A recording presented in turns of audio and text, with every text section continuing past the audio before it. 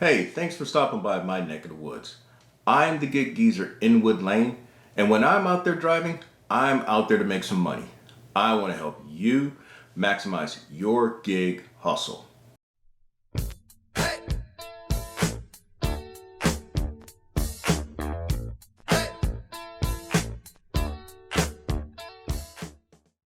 I hope that your hustle was up to your expectations last week and that you exceeded your goals. This is the Gig Geezer's Week in Review. And before I get into what I have to share with you, if you like the content that I've provided in this segment and in other segments of the Gig Geezer, hey, hit that subscribe button, give it a thumbs up. I also welcome your comments below. I'll make every effort to respond to them. And let's get into this. What I want to talk about first is Roadie. Recently, the Gig Geezer uploaded a segment talking about Roadie and the issue with IDs, our inability to scan IDs. And as I shared then, it's cost me some money opportunities, and I know that it's cost other drivers here on the YouTube sphere, the YouTube world. It's cost them opportunities. The issue is that Roadie's app is not recognizing our IDs, and as much as we contact Roadie about it, it seems like nothing's being done. And that's the update. Nothing is still being done. Now, I recently, just for the fun of it, put in an offer for a Roadie gig, and when it came time to scan my ID so that I can mark the gig as accepted, it didn't read it. And since the Gig Geezer has already gone a few rounds with Roadie, knowing what he had gone through before, the Gig Geezer realized it was just easier to just unassign myself and maybe somebody else who has better luck with the app go head on. So I'm going to get in a little more detail about that. Now, the Gig Geezer has gone more than his share of rounds with Roadie on this. Multiple phone calls have transpired, and multiple emails in reply to what they requested of me have occurred. Each time that I called previously, it was going back and forth over the fact that Roadie had changed his policy in that you could no longer contact Roadie to override the system by answering a series of questions that also confirm your ID. They no longer will do that. So you're just out of luck right now. So then, in one particular phone call, the young lady seemed to be mindful of what's going on or aware of what's going on, and she said that, well, it appears to me that there was an issue with your driver's license number, and that they did not put in all the numbers. My driver's license has 9 digits, and the first 2 digits started with zeros, and apparently they did not enter those numbers. And so she thought that, well, if we do this, you should be able next time to scan your ID. Well, as helpful as she was, seemingly, it did not help. Or after unassigning myself from the gig that I just showed, I contacted Roadie support to bring to their attention. It appears that the app interface is what the problem is, y'all. The one Roadie gig that I actually was able to scan my ID, that particular app interface asks for you to scan both the front side of your driver's license and the back side of your driver's license, the barcode part. That app interface has a completely different look when you look at where you have to line up your driver's license. The app interface that is causing all the problems is the one where it asks to simply scan the barcode part of your driver's license, which is the rear side. It doesn't read. And so when you talk to support, they're giving you canned responses about, okay, did you make sure that you're in a good lighted area? Did you make sure that that if necessary you had your flashlight on or your flash on so that when the app captures the image of your barcode, it does it successfully. Did you make sure that there was no glare in the back? There was no glaring. Of course you did. Well, okay, so if you did that, perhaps what we need to do is to verify who you are. Can you upload the front and back side of your driver's license? Well, I found out that in part, when you uploaded the front and back side of your driver's license, sending it to support@roadie.com, well, that gives them permission to do also is a random background check. Now, that is common for all these gig apps, that they do random background checks on your driver's license, your driving record, and making sure that you're no offender of the law. I'm okay with that. But they asked me to do that 3 times and then come back with subsequent emails confirming, okay, you're all right with us. But I'm still not able to scan my ID and mark an order as accepted after the algorithm has accepted me for that offer, for that gig. Now, I don't know what Roadie's going to do. I have no idea. I'm thinking that, well, Roadie has merged with or has entered into agreement with UPS. I know that UPS I know for a fact from experience with UPS, they don't have those type of issues. They got their act together. It's obvious that Roadie doesn't have its act together. There was a time way back when, we're talking 2018 and parts of 2019, when you had an issue on Roadie, you were able to speak with someone and you were talking to someone in Atlanta. Now, when you speak to someone on Roadie support, you're talking to someone in a call center, and it's the same type of experience that you have with other gig apps when you speak with the support people from those gig apps. And we know how often or how effectively things are resolved with those other apps. And I'll just leave it at that. Moving on with the Gig Geezers Weekend Review for November 8th through 14. I made $1,411.46, putting in 6.5 days overall. Part of that was 3 days of working the Federal Express Personal Vehicle Delivery Program. And then the other is, of course, the usual hustle with the food delivery apps of DoorDash, GrubHub, UberEats, BiteSquad, and Instacart. If I were to do a breakdown of the food delivery average by day, I put in 5 days, and of that number, I averaged $204.29. If I were to include the entire hustle of 6.5 days, I averaged $217.14. Now, the significance of me sharing that I made $1,411.49 is that this is the 5th consecutive week that the Gig Geezer has earned $1,400 or more. That is a first for me. And overall, I have earned $1,400 or more in 6 of the last 7 weeks. So that's significant, because there was a time not long ago, it seems, we're talking at the beginning of first quarter 2020, the Gig Geezer thought that $1,000 would be a milestone to break. And as we went further into 2020, upon adding the apps of GrubHub, rediscovering UberEats, and then Instacart, it seemed that $1,400 would be a milestone to achieve, perhaps even $1,500.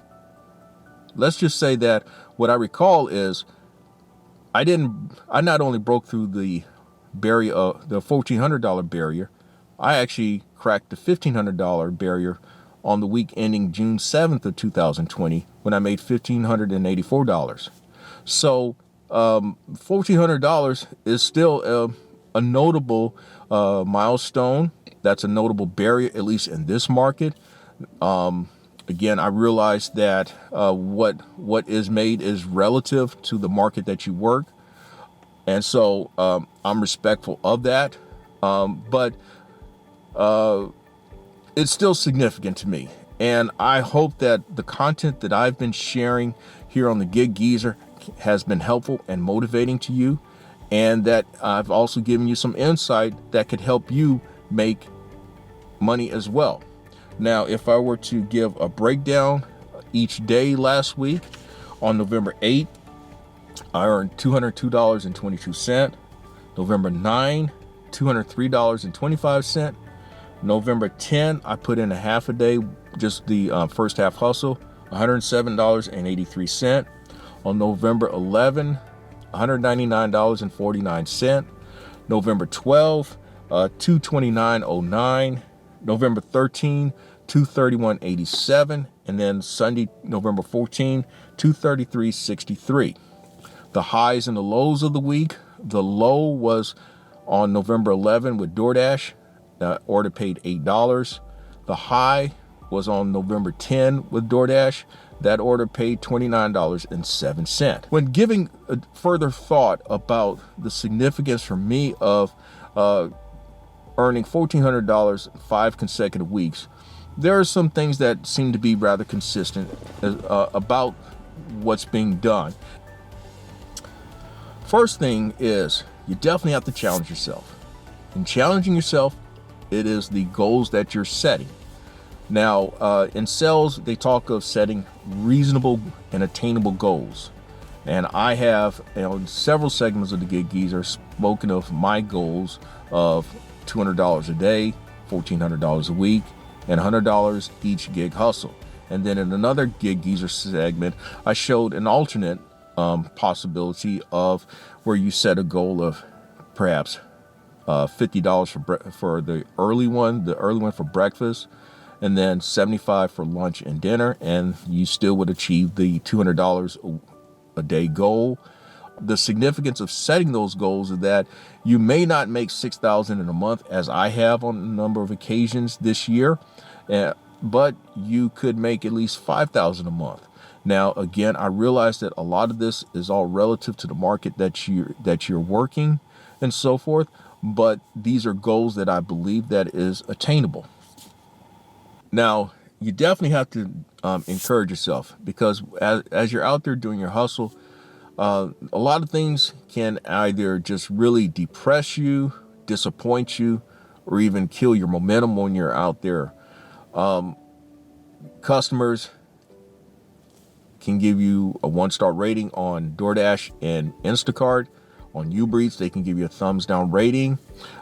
Customers can turn around and allege things that you know that you didn't do, as they allege that they didn't receive their order, there's items missing, and then you're having to prove your innocence with these app companies. Customers on UberEats and Instacart can actually take back tips for reasons unwarranted. And then there's also, if you're working Ship It, which I no longer deal with. Ship It, you go out and you do all this work, and then you find out that you don't get any tip, because Ship It doesn't encourage its customers to tip the drivers. So those are things that can be very disappointing, and then you find yourself having to encourage yourself to continue to press forth with your hustle. Another thing that I believe that you have to do in terms of when you're making these type of numbers, as I have and others have, you definitely have to be disciplined. Being disciplined meaning that you have to stick to your goals. You have to stick to your process, in that you have to be disciplined and sticking to your instincts, because there are situations when the orders aren't coming in and you're tempted to deviate from your game plan, and you have to be disciplined to stick to that game plan and trust your process, as I just said, and also sticking to your instincts. There are times when you may have to, your instincts tell you that, hey, you may need to take this order. It doesn't make any sense, but taking this order may put you in a better position down the road. Bottom line is, a part of the discipline is you're playing chess, not checkers. Another thing that I've noticed is that you definitely have to will yourself, even when you don't feel like it. And for the Gig Geezer, willing yourself a lot of times, and this may be a variation of discipline, but willing yourself involves getting yourself out there and doing it when you don't feel like it. There's many days that the Gig Geezer is just simply ran over, out of gas, I'm not gonna say burned out, but just I'm on fumes a lot of days during the week. And but I know that I have to make money. I've got bills to pay. I have a need, and my need is making money. And so willing myself to get out there when I don't feel like it, that's one thing that you have to do. And quite honestly, being that you are an independent contractor, you're 1099, you're your own businessman. When you're running a business, you have, bottom line, that's really a part of running a business, getting out there when you don't feel like it. Enough said with that. Now, the last thing I noticed is that you definitely have to take care of yourself. Now, being the gig geezer that I am nobody's spring chicken.